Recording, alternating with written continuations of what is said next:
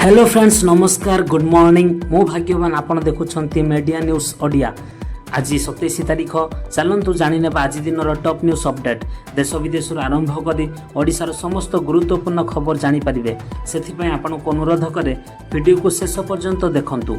Video को like करी एमिति समस्त गुरुत्वपूर्ण खबर प्रथमे जानिबा मीडिया न्यूज ओडिया चैनल को सब्सक्राइब करंतु। चलतु जानिबा आज समस्त टॉप न्यूज अपडेट। आजिर प्रथम खबर ओडिशा रे स्वास्थ्य सेवा वृद्धि पाई सरकार पदक्षेप आरंभ करिसेंती। ओडिशा सरकार ग्राम व शहर अंचल रे स्वास्थ्य सेवा को आहुरी शक्तिशाली करिबा पाई नुआ हॉस्पिटल और मेडिकल प्रकल्प आरंभ करुछि। नुआ डाक्टर व नर्स नियुक्ति मध्य करा जिवो। एथिरे गरीब व ग्राम्य लोक माने सहजरे चिकित्सा सुविधा पाई परिबे और आपातकालीन सेवा शीघ्र मिलिबो। चाषी मानक पई खुशी खबर सरकार चाषी मानक पई नुआ कृषि सब्सिडी और सहायता योजना घोषणा करिछि। एथिरे चाष सामग्री बीज और रसायन उपरे अर्थ सहायता मिलिबो। एहा उत्पादन बढ़ाइबो और चाषी मानक आय वृद्धि करिबो। सरकार कहिसंती एही योजना ग्राम अर्थनीति को शक्तिशाली करिबो। सरकार युवा मानक पई नुआ चाकरी योजना आरंभ करिसंती। एथिरे ट्रेनिंग और स्किल डेवलपमेंट उपरे गुरुत्व दिया जाउछि। एहा युवा मानक भल चाकरी पाइबारे सहायता करिबो। सरकार कहिसंती एहा देशर बेकारता समस्या कमाइबारे महत्वपूर्ण पदक्षेप अटे। सावधान देश रे ऑनलाइन ठकेई घटना बहुत बढ़ी चली। ठक माने फोन कॉल मेसेज और नकल वेबसाइट द्वारा लोकन को ठकुछंती। पुलिस और साइबर विभाग लोक मानकु सतर्क रहिबाकू कहउछंती। अजणा लिंक क्लिक न करिबा और ओटीपी काहाकू न देबाकू उपदेश दिया जाउछि।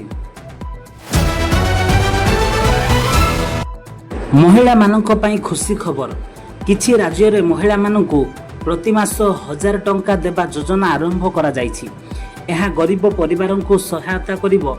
एही योजना राजनीतिक भाबे मध्ये गुरुत्वपूर्ण हेबो।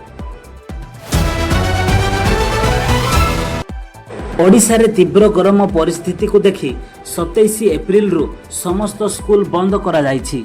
सरकार एहाकू छात्र छात्री सुरक्षा पाई जरूरी पदक्षेप बोली कहिसंती। सरकारी व बेसरकारी स्कूल समस्त एथिरे अंतर्भुक्त। गरम तापमात्रा 44 डिग्री सेल्सियस पर्यंत बढ़ी थिबारु एही निष्पत्ति निया जाइछि। देश रे पंचायत राज दिवस उत्साहर सहित पालन करा जाइछि। ग्राम उन्नति और श्मशान को शक्तिशाली करिबा एहार लक्ष्य अटे। विभिन्न कार्यक्रम और सभा आयोजित होइछि। सरकार ग्राम अंचल रे अधिक योजना आनिबाकू कहउछंती। ओडिशा रे क्रीडा अवकाश द्रुत गति रे बढ़ी चलीछि। नुआ स्टेडियम और ट्रेनिंग सेंटर तैयारी होछि। युवा खेलाड़ी माने भल सुविधा पाई देश और विदेश रे सफलता अर्जन करुछंती। सरकार एहाको आगो को नेबा पाई अधिक निवेश करुछंती। एहार प्रयास जारी करा जाउछि। विश्व अर्थनीति रे चालुथिबा समस्या सत्वे भारतर अर्थनीति स्थिर रहिछि। निवेश और उत्पादन वृद्धि पाउछि। सरकार नुआ नीति माध्यम रे अर्थनीति को आगो को बढ़ाई चलीछंती। विशेषज्ञ माने कहउछंती भारत आसंता वर्ष गुडी करे आहुरी शक्तिशाली हेबार संभावना अछि।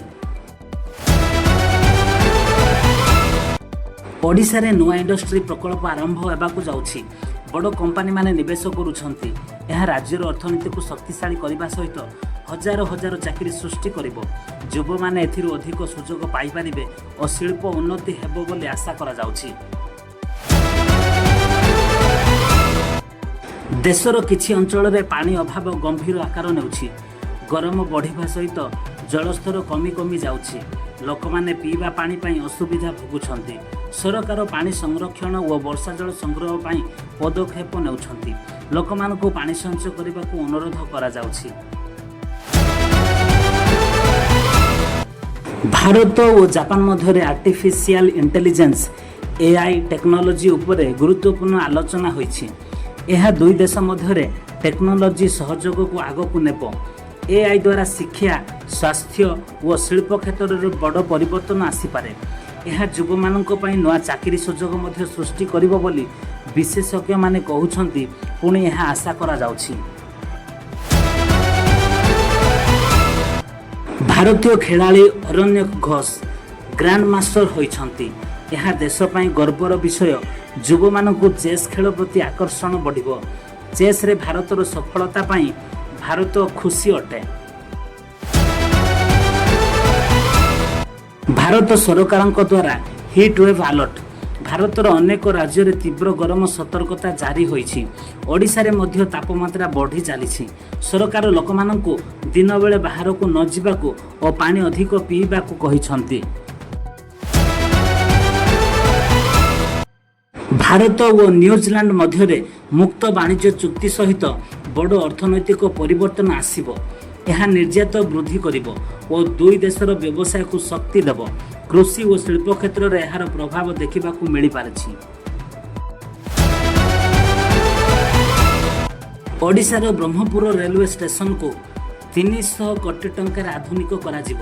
ଏଥିରେ ନୂତନ ପ୍ଲାଟଫର୍ମ, ଡିଜିଟାଲ ସୁବିଧା ଓ ଯାତ୍ରୀ ସେବା ବଢ଼ିବ। ଏହା ଓଡ଼ିଶାର ଯାତାୟାତ ବ୍ୟବସ୍ଥାକୁ ଅଧିକ ଶକ୍ତିଶାଳୀ କରିବ ବୋଲି ଆଶା କରାଯାଉଛି। ଓଡ଼ିଶାରେ ଏଲ୍ପିଜି ଗ୍ୟାସ୍କୁ ନେଇ ଲୋକମାନଙ୍କ ମଧ୍ୟରେ ଚିନ୍ତା ବଢ଼ି ଚାଲିଛି। ଏପରିକି କିଛି ଅଞ୍ଚଳରେ ବ୍ଲାକ୍ ମାର୍କେଟିଂ ବିରୋଧରେ ଚଢ଼ାଉ କରି 5,000ରୁ ଅଧିକ ସିଲିଣ୍ଡର ଜବତ କରାଯାଇଛି। ସେଥିପାଇଁ ସରକାର ନୂଆ ସିଟି ଗ୍ୟାସ୍ ଡିଷ୍ଟ୍ରିବ୍ୟୁସନ୍ ପଲିସି ଆଣି ପିଏନ୍ଜି ପାଇପ୍ ଗ୍ୟାସ୍ ବ୍ୟବସ୍ଥାକୁ ଶୀଘ୍ର ଆରମ୍ଭ କରିବାକୁ ଯାଉଛନ୍ତି, ଯାହା ଆଗାମୀ ଦିନରେ ଏଲ୍ପିଜି ଉପରେ ନିର୍ଭରତା କମାଇବ ବୋଲି ଜଣାପଡ଼ୁଛି।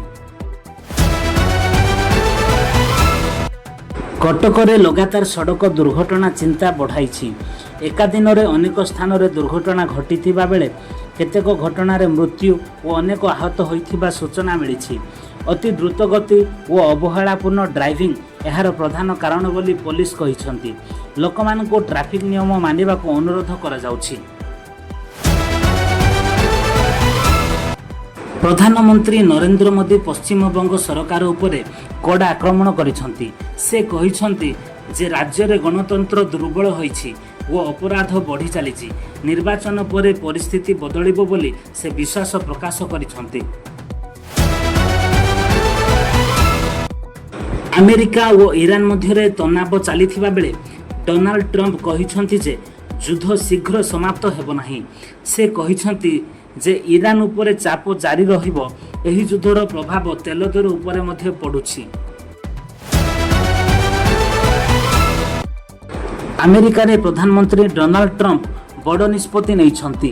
ଫେଡେରାଲ ମୃତ୍ୟୁଦଣ୍ଡ ପ୍ରଣାଳୀରେ ନୂଆ ପଦ୍ଧତି ଯୋଡ଼ାଯାଇପାରେ।